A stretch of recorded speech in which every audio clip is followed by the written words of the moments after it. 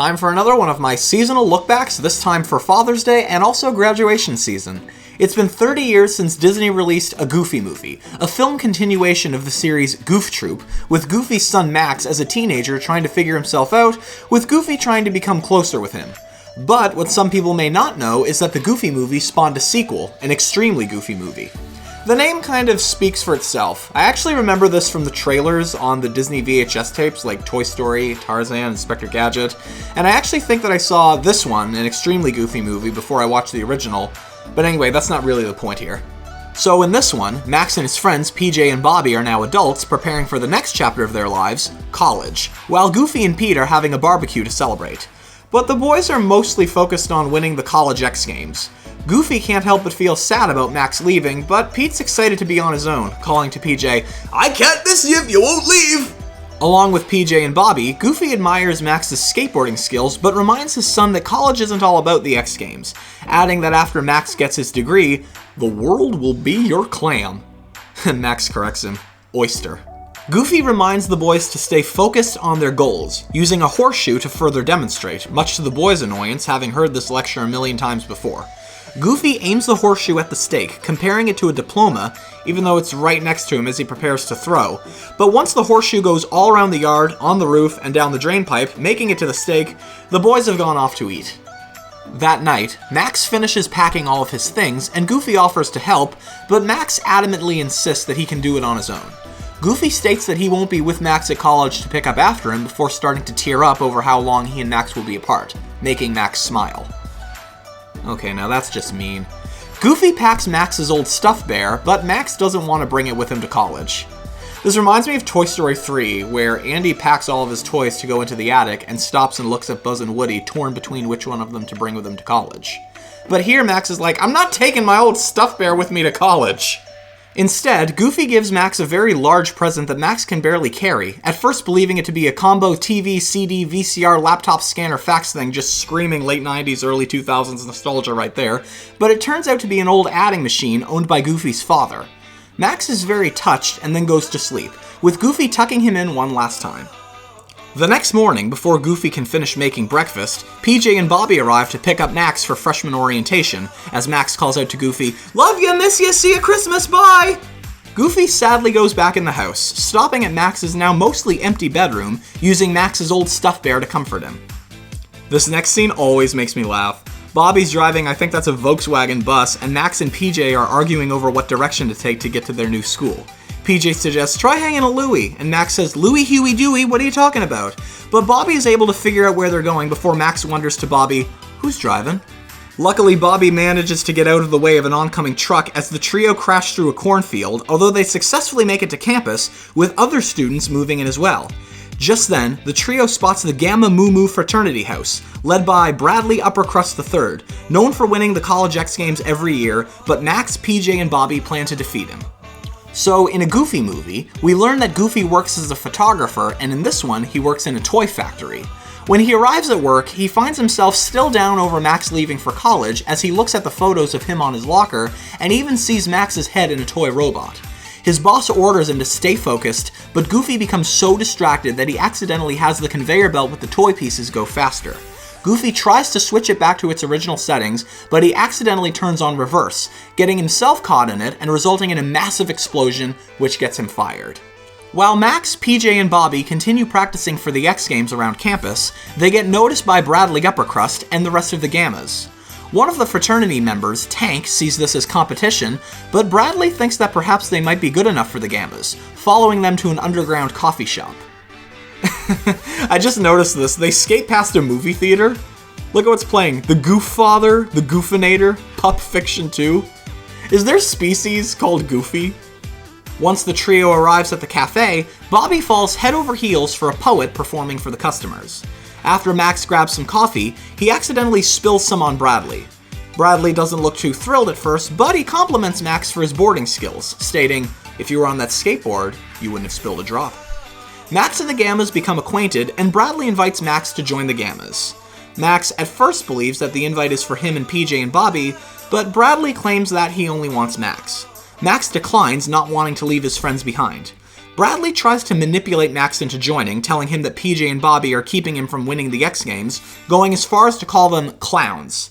Max defends his friends and calls them serious athletes, but the Gammas laugh when Bobby puts spoons and straws in his ears and belly button.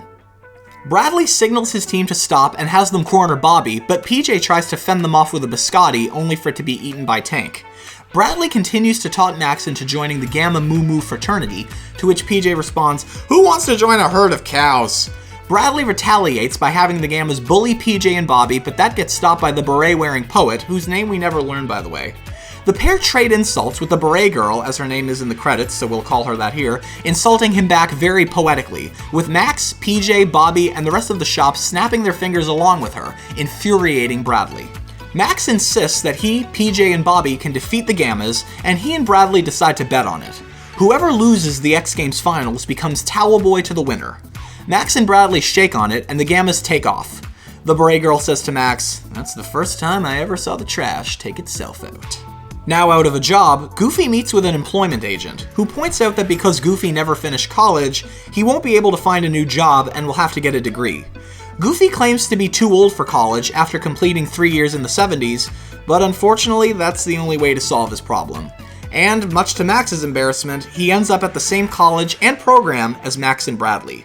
Goofy further embarrasses Max by showing up in disco attire and wearing a fake afro, with everyone, including the Gammas, laughing when Goofy tells everyone that Max is his son. What are they even studying? How can Max and Bradley be in the same class? And what about Goofy? And the professor's talking like a philosopher. And also, look at the look on Max's face as soon as Goofy comes in. Goofy explains to Max what happened, and Max lays down some ground rules. Firstly, getting rid of the wig, telling him that he's scaring people. Although I think the only one he's scaring is Max. I don't really think Goofy's listening to Max, because then he gives him a huge hug and says to him, "A whole nother year, just you and me." Max shares this with PJ and Bobby, who now dons Goofy's wig before Max gets rid of it, and he explains that he and Goofy talked about what Max expects from him. No interfering with the X Games practice, no hounding us about schoolwork, no coming into our room unannounced, and no acting like a father. He adds, "He's got his life, I've got my life," as it echoes off the wall like, "My life, my life, my life." But clearly Goofy doesn't understand. The next morning, Goofy barges into the boys' dorm, waking up at 6 a.m. for breakfast, even though their first class isn't until noon. Things get worse when Goofy interrupts the boys' downtime for them to do chores and gets in the way whenever Max is trying to impress girls, with Bradley impressing them instead. While at the library with Goofy, Max gets a message from PJ and Bobby via paper airplane to meet them. Max tries to sneak away, but Goofy notices and Max distracts him by having him sign up for a library card. Once Max, PJ, and Bobby take off, Goofy develops feelings for the librarian, Miss Marple, and the pair bond over their love of 70s pop culture. Goofy nervously tries to ask Miss Marple out, but she finishes his sentences for him as they schedule dinner and dancing on Saturday night. Miss Marple tells Goofy that she finds him groovy and introduces herself to him officially as Sylvia.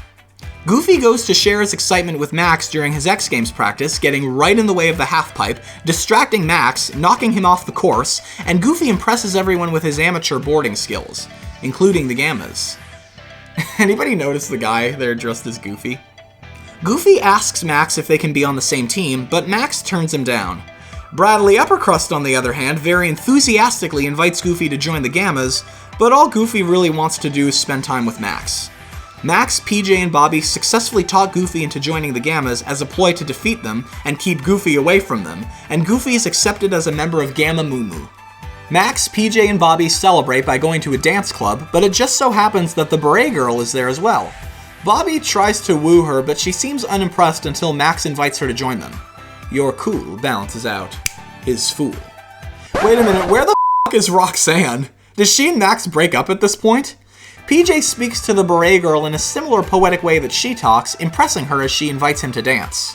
Meanwhile, Goofy secretly requests a song and pays the DJ as Goofy shows up on the dance floor looking like something from Saturday Night Fever as he and Sylvia dance to Shake Your Groove Thing, impressing everyone in the club while Max is happy that Goofy is so focused on the Gammas and his new relationship with Sylvia that now he, PJ, and Bobby can focus on winning the X Games and hopefully on their studies without Goofy interfering. At the X Games qualifying rounds, the crowd cheers Max on, much to Bradley's annoyance as he starts taunting Max. But it seems that the Gammas have their own plans for their opponents, attaching a rocket to one of their skateboards, and Bradley has Goofy start them off. Looking at the obstacles makes Goofy nervous. Goofy starts off by totally wiping out before Bradley sets off the rocket, making him speed all around the course as he makes it back, impressing the crowd. When Max takes his turn to skate, Bradley blinds him using a pocket mirror. Max carries on and continues to show off his skills with a really neat balancing trick, but everyone still is more impressed by Goofy. But it is enough for both teams to make it to the semifinals. Max angrily takes off, but Goofy catches up to him on campus. Max snaps and tells Goofy that he wants Goofy to give him space and to stay out of his life as the two individually head to class for their midterm exam. Again, what are they supposed to be studying? Look at these questions. Briefly explain the meaning of the universe. Calculate using 4.12 with... I can't even see the rest of that. Upset over Max's remarks, Goofy finds himself too distracted and doodles on his exam. The next scene is a daydream that Goofy has of this hippie version of himself with rainbow hair takes him on this adventure with these solid-colored fairies of Max over the song Come On Get Happy. This all is just one big 60s acid trip. I very vividly remember watching this when I was a kid, and my dad just started singing the song. It kind of goes like, "Hello world" in a song that we're singing. Come on, get happy! It's by the Partridge Family. The music in an extremely goofy movie is pretty much all classic 70s music. It's not like its predecessor where the characters just start breaking out into song. Although at this point, I think that song Nobody Else But You from the first one would be pretty useful. Anyway, the Max fairies transform into Max himself, but he quickly turns into a giant Hulk-like version of Max as Goofy falls. Upon landing, he can hear Max shouting at him from before, "Leave me alone and get your own life!" with Max and this hippie rainbow version of Goofy looking down to Goofy's direction. It seems as if the whole daydream took up the entire exam as the professor says, "Pencils down," taking Goofy's unfinished exam. Still distracted and upset, Goofy misses his celebration dinner with Sylvia. Goofy goes to Pete for advice, but Pete's not really much of a help. "All that book learning doesn't prepare you for doodly squat." I take it Pete never went to college or maybe dropped out of school. Pete uses the horseshoe to prove his point, but then Goofy remembers what he told Max and PJ and Bobby. "If you want that diploma, you've got to fix both eyes on it like it was this here horseshoe stake," as he successfully lands the horseshoe at the stake, heading back to college to regain his focus, although he immediately loses it on the way. Max makes his way to the cafe and gets recognized as Goofy's son, making him feel dejected. At the cafe, Bobby wonders to himself why they're always wearing gloves. Yeah, I've kind of wondered that too about the Disney characters. Once Max joins PJ, Bobby, and the Beret Girl, Max tells them that he plans to drop out of school. The Beret Girl tries to motivate him by saying, "Admit defeat, and defeat will surely admit you into permanent custody." Max admits that he doesn't think his boarding style can compete with the Gammas, including his father, but Bobby, in a more powerful way than the Beret Girl, motivates him to keep going. At the library, while placing books on the shelves, Sylvia mutters to herself over feeling hurt about Goofy forgetting about their date, just as he shows up to talk to her and admits that he let himself get so distracted that he forgot about everything important to him. Goofy apologizes, and instantly Sylvia forgives Goofy, and she helps him regain his focus. Although he gets stuck in between books on the shelf and knocks them all down. The next scene is a montage of Goofy, dressed like he's going to the gym, studying with Sylvia's help while working out to the song Knock on Wood. This motivation technique works, and Goofy successfully passes his next midterm exam. After that, Goofy quits the Gammas. Bradley assumes that he plans on joining Max's team, but Goofy explains that it's for the purpose of his education. Angry, Bradley and the Gammas literally throw Goofy out of the house. Like with Jazz on The Fresh Prince of Bel-Air. "You're not leaving the Gammas. The Gammas are leaving you!" Goofy goes back to return his pledge pin, but overhears the Gammas making plans to cheat at the X Games, and Goofy goes to warn Max. Still angry, Max brushes it off. I think we could all tell Bradley was cheating all along. The rocket blaster, the pocket mirror. At the semifinals, after the starting members of the Gammas are announced, the crowd calls for Goofy and boos the Gammas. Max asks Bradley, "What'd you do with my dad?" And Bradley answers, "He was never Gamma material." Right away, the cheating begins, but every one of the Gammas' attempts only helps Max's team win. During rock climbing, the Gammas take off some of the rocks, causing another competing team member to fall, but Bobby manages to make it to the top before all of the rocks are taken out. During racing, one of the Gammas releases marbles out of a mailbox, distracting another competing team member, but Max manages to avoid them. During cycling, the Gammas launch a rocket aiming for PJ's bike, but it lands on another competitor's bike instead, landing on top of a flagpole. Looks kinda like the 4th of July. Max's team and the Gammas are the last team standing for the triathlon finals, but right before start, Bradley launches PJ off on a rocket attached to PJ's skates. Max then believes Goofy about the Gammas cheating, just as Bradley points out that they are only one team member short, facing immediate elimination. Upon seeing the blimp and the sportscaster reporting, Max calls for Goofy to help. Bradley is just over the moon over the other team being disqualified, but the referee is going by his very slow watch just as Goofy shows up just in time. Max apologizes to Goofy and the race begins, but Bradley still puts his cheating plans into action, with the Gammas walking across the course, one of whom is disguised as an old lady. Max and Bobby manages to avoid them, but Goofy doesn't notice and accidentally carries the Gamma member in his arms before crashing.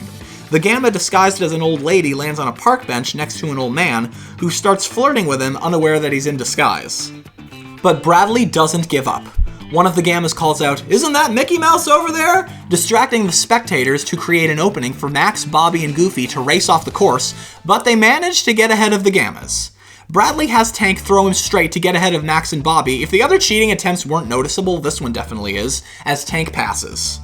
As both teams make their way to the bicycle portion of the race, one of the Gammas loosens one of the opposing team's bikes, and Bobby's the one who rides it just as it comes loose and Bobby falls off the course and into mud, with Max and Goofy being the only members of their team, and Tank and Bradley the remaining Gammas. Wouldn't that disqualify them both? Although the Gammas should really be disqualified anyway.